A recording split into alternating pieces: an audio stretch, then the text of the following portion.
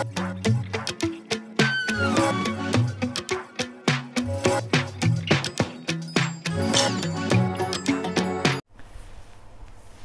sejahtera Malaysia. Jadi, saudara rakyat di channel ini, apa kata semua 100 MP, semua 100 MP pembangkang, termasuklah Hadi Awang, Muhyiddin Yassin, berlari besok. Pergilah berlari dari Gua Musang ke Parlimen kah, ataupun dari mana? Dari Johor pergi KL kah, ada mungkin dari Sabah berenang ke Parlimen kah. Berenang macam mana mau lari kan, berenang, buatlah. Kerana itu yang dibuat oleh Syed Saddiq. Itu yang dibuat oleh Syed Saddiq. Saya pun tidak pasti siapa yang dimaksudkan oleh Perdana Menteri Datuk Seri Anwar Ibrahim sampai dia kata tak payah berlari untuk dapat peruntukan. Tapi yang setakat ini yang berlari dapatkan peruntukan itu Syed Saddiq. Jadi kalau kamu mau juga, Syed Saddiq berjaya dapat, menurut laporan itu dia berjaya dapat lebih kurang 160,000. Apa kata untuk support lah macam Syed Saddiq buat. Jadi pergilah lari semua. Mungkin Hadi Awang boleh jadi pelari nombor 1. Kemudian siapa lagi? Tuan Ibrahim Tuan Man. Kemudian dari Sabah, kemudian dari Johor mungkin didahului oleh Muhyiddin Yassin. Apa kata kamu pun berlarilah beramai-ramai, lari laju-laju. Kalau Syed Saddiq dia lari 200 km, apa kata kalau anda pula bos besar dalam pembangkang ini berlari 1,000 km, lagi best. Mungkin yang dari Sabah berenanglah di Laut Cina Selatan sampailah ke Parlimen. Kan lagi hebat. Apa pendapat anda? Bagus juga begitu. Dapat simpati dari rakyat, dapat simpati daripada orang-orang yang banyak duit, dapat simpati daripada orang-orang yang terlebih-lebih duit. Mungkin dapat, kalau Syed Saddiq boleh dapat 160,000, mungkin anda boleh dapat sampai 180 juta. Siapa tahu kan? Siapa tahu. Jadi untung juga tempat Parlimen, tempat DUN yang anda bersama-sama. Yang masalah sekarang ini ialah kenapa perlu lari? Kenapa perlu lari? Tidak perlu lari mengikut Perdana Menteri Datuk Seri Anwar Ibrahim punya kata dalam ucapan dia di Dewan Rakyat itu. Dia kata tak payah lari, yang penting itu perlu perbincangan. Perbincangan ini bukannya pembangkang sekarang ini sejak pernah lalui. Waktu Perikatan Nasional dulu pun, waktu Perdana Menterinya siapa, Ismail Sabri Yaakob, pembangkang sampai buat MOU tu, MOU buat perbincangan. Boleh pula. Kalau PH sekarang tak boleh. Inilah waktu dia semua betul, waktu dia semua okey, waktu orang semua salah, ini salah, itu salah, semua salah. Tapi waktu dia sedekah, waktu dia itu ini macam-macam lah. Waktu dia itu banyaklah fatwa yang keluar dan sebagainya. Syed Saddiq, terima kasihlah, tahniah diucapkan yang memberikan idea yang bernas ini. Dan apa kata, kerana idea ini cukup bagus, cukup bernas, cukup popular, sampai ada orang yang disebut, sampai ada orang yang kecam kerana ada pula tiba-tiba seorang pemimpin politik ni menunggang Zahid. Waktu tiba-tiba dia pun join juga, memberikan semangat. Apa kata, buatlah semua semangat kan. Jadi kerana sudah semangat, apa kata, jangan hanya dia saja yang ikut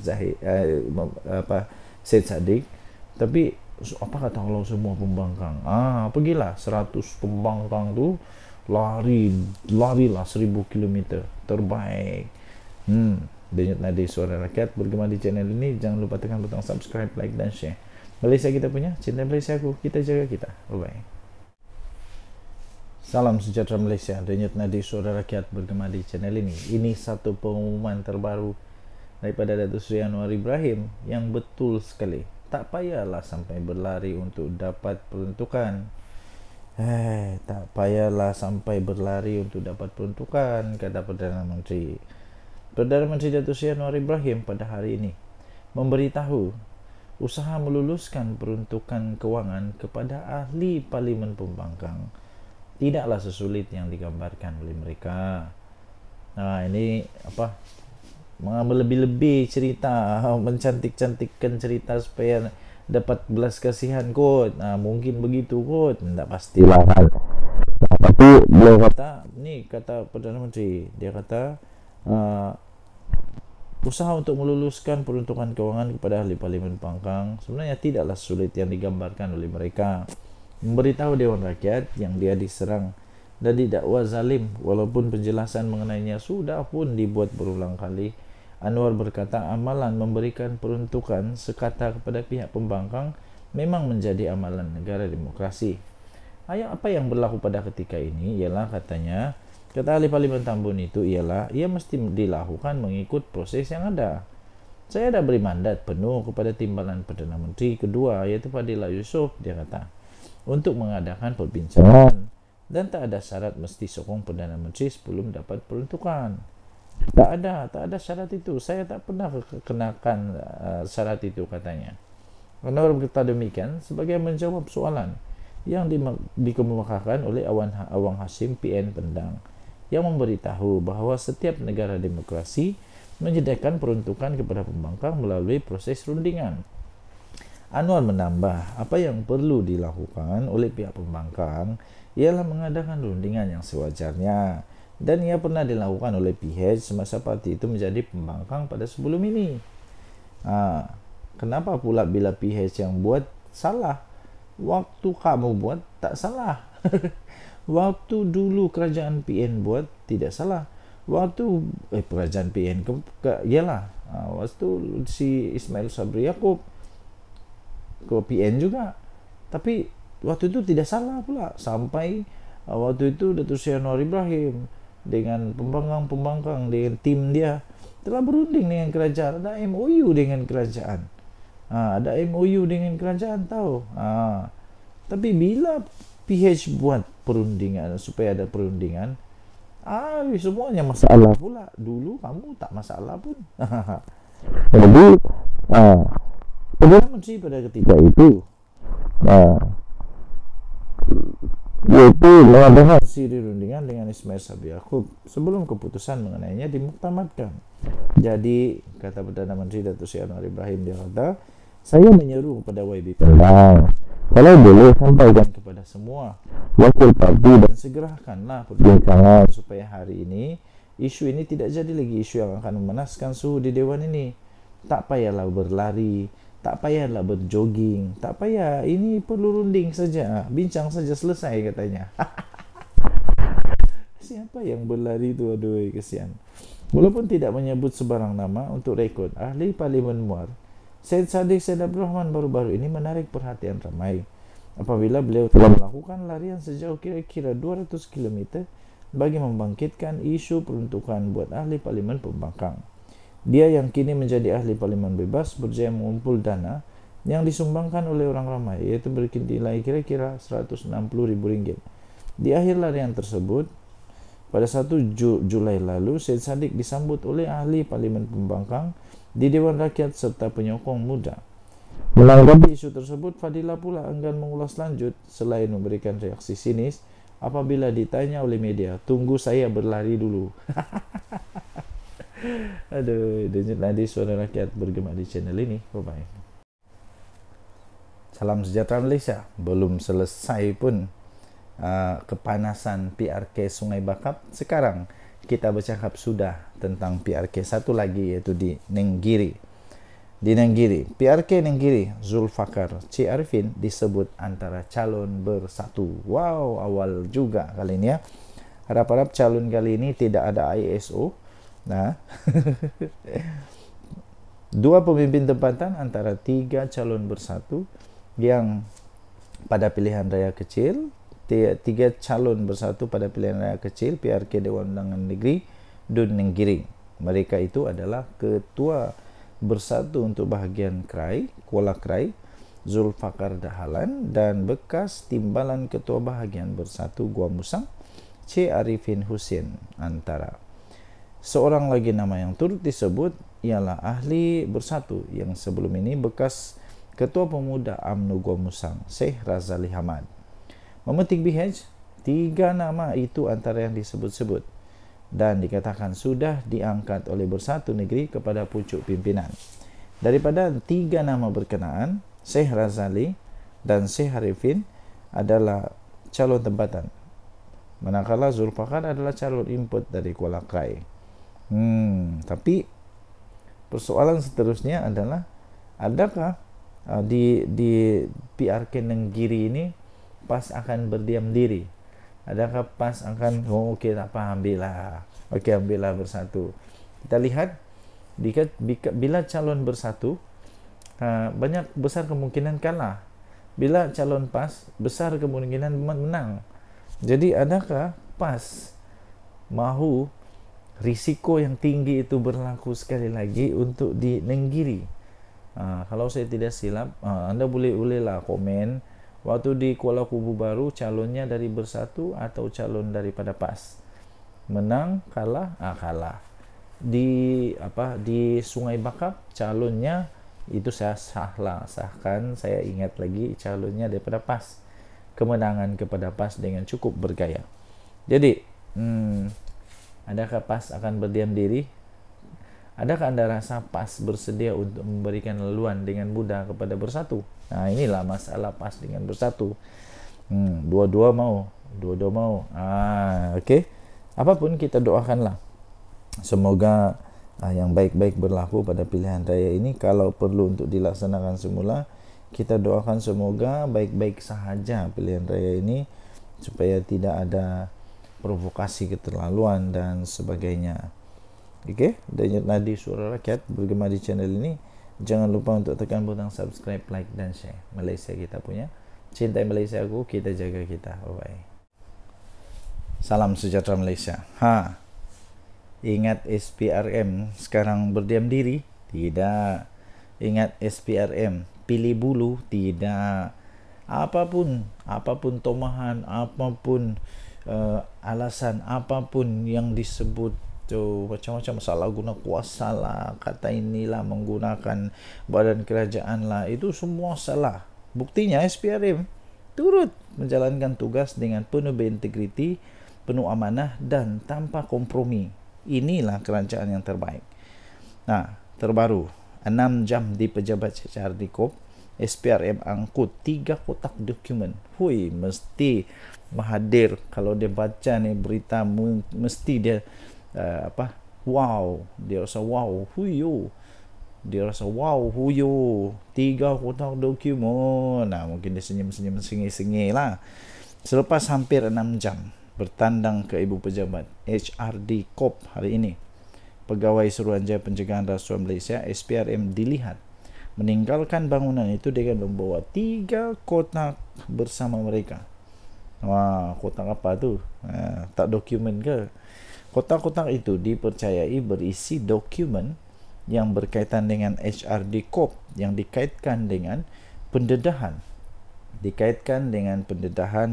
Dalam laporan Ketua Audit Negara, LKAN dan Jawatan Kuasa Kira-kira Wang Negara PAC. Dokumen tersebut difahamkan bagi tujuan siasatan. Sebelum ini, pasukan yang terdiri daripada 10 anggota dan pegawai, termasuklah seorang wanita, dengan menaiki 4 kenderaan berasingan tanpa logo SPRM mula tiba pada jam 11.30 pagi dengan masing-masing memakai kemeja berkod. Pengarah bahagian siasatan SPRM, iaitu Datuk Seri Hishamuddin Hasim, dilaporkan berkata kehadiran penyiasat di 2 tempat terbabit bagi mendapatkan dokumen berkaitan untuk tujuan siasatan. PAC telah mendedahkan sejumlah RM3.77 bilion ringgit Malaysia hasil kutipan levy daripada majikan digunakan program latihan HRD Corp untuk melabur dalam pelbagai aktiviti pelaburan yang bukan matlamat penubuhan agensi itu. Jawatan kuasa itu turut mendedahkan berlakunya percanggahan dalam keterangan yang membabitkan 2 pegawai kanan pembangunan sumber manusia berhad HRD Corp berhubung pembabitan syarikat pengurusan acara yang sebelum ini dikatakan milik Ketua Pegawai Eksekutifnya Datuk Sahul Hamid Sheikh Daud. Siapa beliau? Nanti kita tahulah juga. Lama-lama kita tahu. Tapi yang pasti terbaik kepada SPRM yang menjalankan tugas. Saya percaya tidak lama lagi Malaysia akan naik dengan sangat hebat, dihormati oleh seluruh dunia, dan saya percaya kita doakanlah terus Malaysia supaya satu hari nanti betul-betul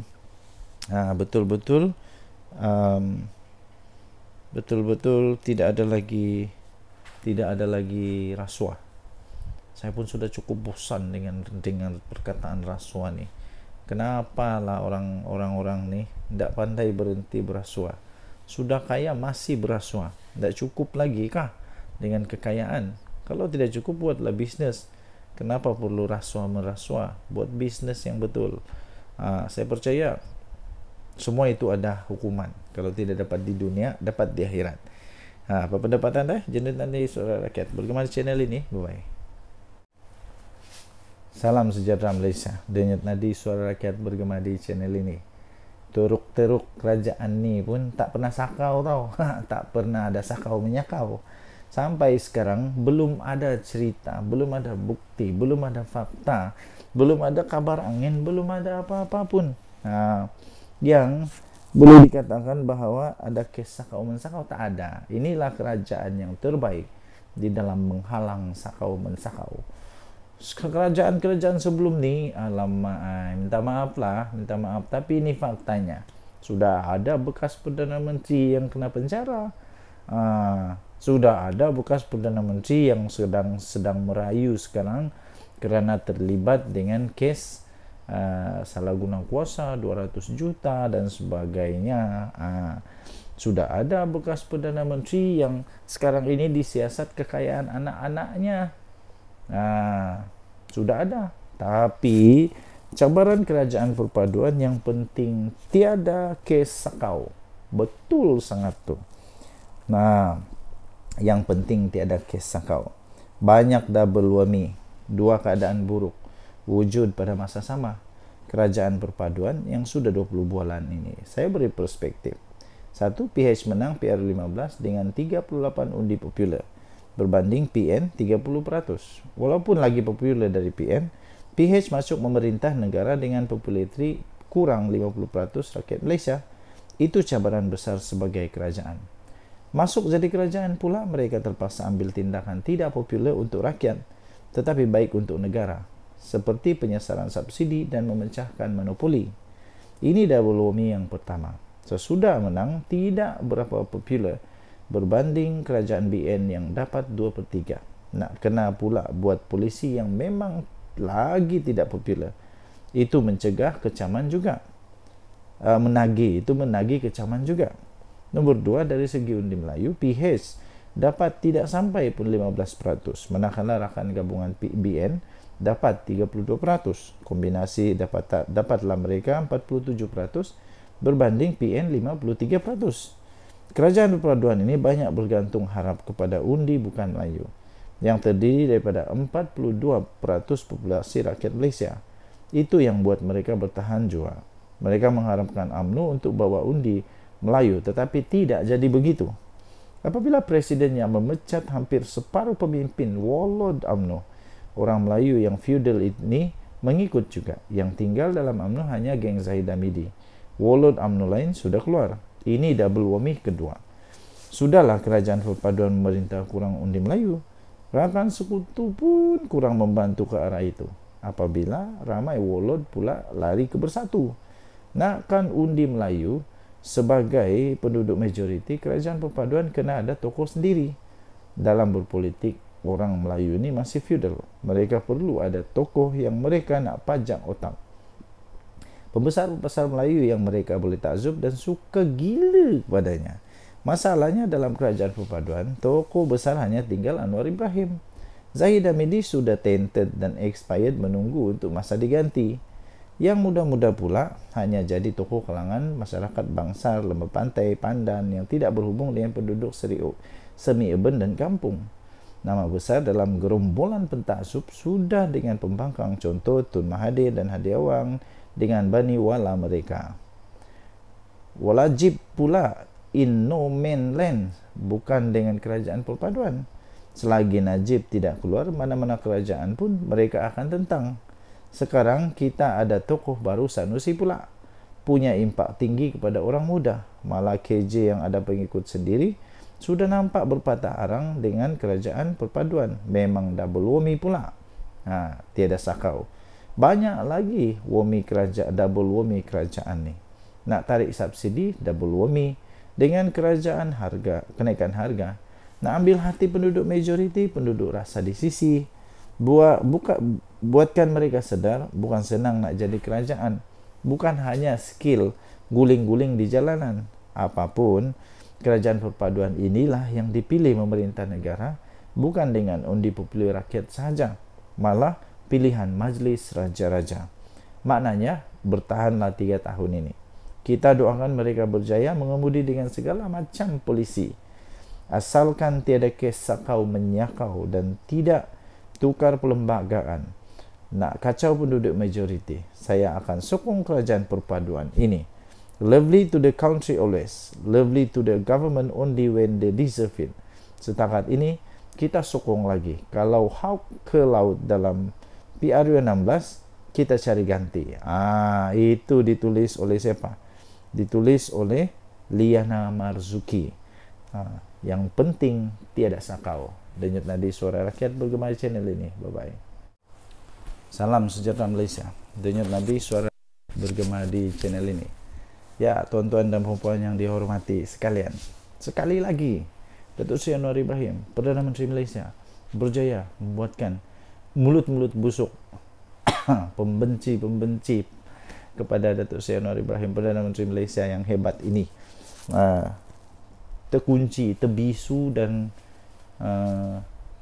baguslah bertobatlah, janganlah buat fitnah lagi. Gini, Datuk Seri Anwar Ibrahim sendiri dengan beraninya mengatakan bahawa tindakan disiplin terhadap menteri-menteri yang menggunakan jentera kerajaan ketika berkempen akan dikenakan tindakan disiplin.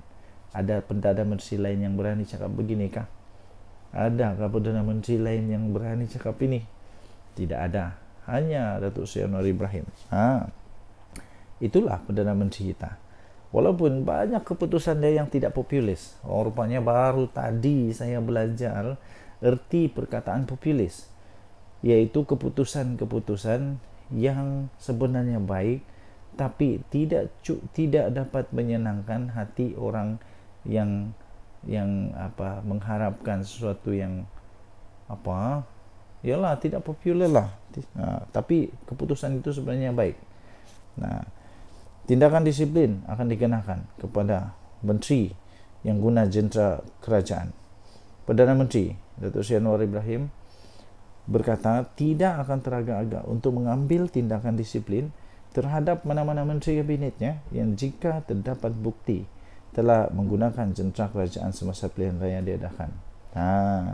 Anwar menegaskan ia adalah keputusan jemaah menteri supaya mana-mana menteri, penjawat awam mahupun agensi kerajaan untuk tidak menggunakan jentera kerajaan sebaik selepas hari penamaan calon. Ini kerana ada kaitan dengan prinsip yang kita bawa, iaitu membentas rasuah, kata beliau. Budaya rasuah yang kita tidak mahu diteruskan. Tapi kalau umpamanya penerusan projek sebelum hari penamaan calon, saya tidak fikir ia perlu dibangkitkan, kata beliau. Kalau ada pelanggaran, ia tentunya jemaah menteri harus dikenakan tindakan disiplin kerana telah melanggar keputusan jemaah menteri. Katanya semasa sesi waktu pertanyaan menteri pada sidang Dewan Rakyat hari ini. Perdana Menteri menjawab satu soalan tambahan daripada Datuk Awang Hasim PN Pendang yang ingin tahu sama ada kerajaan bersedia untuk menghentikan budaya seperti pelaksanaan pengumuman projek baru di suatu kawasan yang terlibat pilihan raya. Ini sebenarnya siapa yang buat? Siapa yang dulu buat? Denyut nadi suara rakyat bergema di channel ini. Jangan lupa tekan butang subscribe, like dan share. Saya percaya Perdana Menteri Malaysia Dr. Sri Anwar Ibrahim adalah yang benar-benar berani, benar-benar satu-satunya Perdana Menteri yang betul-betul berani mengatakan yang benar. Walaupun apa yang dia cakap ini mungkin tidak populis, tidak menyebabkan orang suka dia, tapi dia tetap cakap. Yang dia cakap di mana? Di Dewan Rakyat. Jangan pula lidah bercabang, lain di depan, lain dibuat, lain di belakang. Jangan pula tidak konsisten. Kau boleh buat, orang lain tak boleh buat. Kalau orang lain buat haram, kau buat sedekah. Kalau orang lain buat masuk neraka, kau buat sebab itu macam-macam lah alasan. Datuk Seri Anwar Ibrahim, Perdana Menteri terbaik Malaysia. Denyut nadi suara rakyat bergema di channel ini. Bye-bye. Salam sejahtera Malaysia. Denyut nadi suara rakyat bergema di channel ini. Nampaknya penjenayah sekarang ini bukan hanya berani buat scam kepada rakyat Malaysia, kepada rakyat biasa, tetapi sekarang ini scammer dah jadi lebih teruk, lebih dahsyat, lebih mengejutkan, menakutkan, dan aku pun tak faham kenapa ada manusia begini. Entah apa tujuannya, entah dari orang mana ni, dari apa maksud saya, dia ni yalah apa dia punya latar belakang lah. Tapi yang pasti polis mengumumkan satu perkara yang mengejutkan saya. Mungkin anda pun bakal terkejut. Polis menyiasat akaun TikTok yang palsu atas nama Raja Muda Selangor. Bayangkan, sekarang nih bukan hanya scam biasa-biasa tau. Scammer sekarang dah jadi makin memang bikin berkejut lah. Siap pakai nama Raja Muda Selangor lagi. Tindakan itu diambil selepas pejabat Istana Selangor mengesahkan akaun itu bukanlah milik Tengku Amir Shah. Padan muka kita minta PDRM tangkaplah manusia ini cepat-cepat. Mau famous sangat sampai menggunakan nama Sultan pula, sampai sanggup menggunakan Raja Muda Selangor punya nama. Polis menyiasat akaun TikTok palsu yang telah menggunakan gambar profil dan nama Raja Muda Selangor Tengku Amir Shah. Ketua Polis Selangor Hussein Omar Khan berkata pihaknya menerima laporan dibuat oleh pejabat Istana Selangor semalam. Satu laporan polis telah dibuat oleh pejabat Istana Selangor kerana mendapati akaun TikTok tersebut bukan milik Raja Muda Selangor dan telah disahkan palsu, katanya dalam kenyataan itu.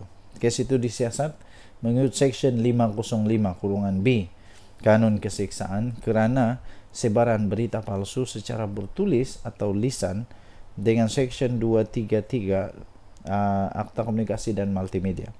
Orang ramai yang mempunyai maklumat diminta untuk menghubungi Pegawai Penyiasat Kanan Jenayah Mad Anwar Mad Amilah di talian 0192255597 bagi membantu siasatan. Terbaik PDRM. Jangan saja lepas ni sekali pula kena tangkap, rupanya terlibat dengan politik. Sekali pula kena tangkap, rupanya dia ini orang politik kepada si Anu dan si Anu. Rupanya ini untuk macam-macam lah. Jadi tuan-tuan dan puan yang dihormati sekalian, kita rakyat di Malaysia, kita sudah diajar sejak dari bangku sekolah rendah tadika lagi untuk menghormati kedaulatan raja-raja kita, menghormati segala-gala yang perlu dihormati. Jadi jangan jadi cari masalah pula. Bagus-bagus tidak masalah, cari masalah. Kenapa suka sangat ada masalah? Saya pun heran tau. Saya pun heran ada masalah. Ada juga orang yang ada masalah mental begini sehingga sanggup untuk buat apa saja, untuk entah mau jadi famous kah apakah. Tapi ini bagi saya ada satu yang sangat pelik, menghairankan. Sampai ada orang sanggup buat begitu juga. Apa pendapat anda? Sila tinggalkan komen. Denyut nadi suara rakyat bergema di channel ini. Jangan lupa tekan butang subscribe, like dan share. Bye bye.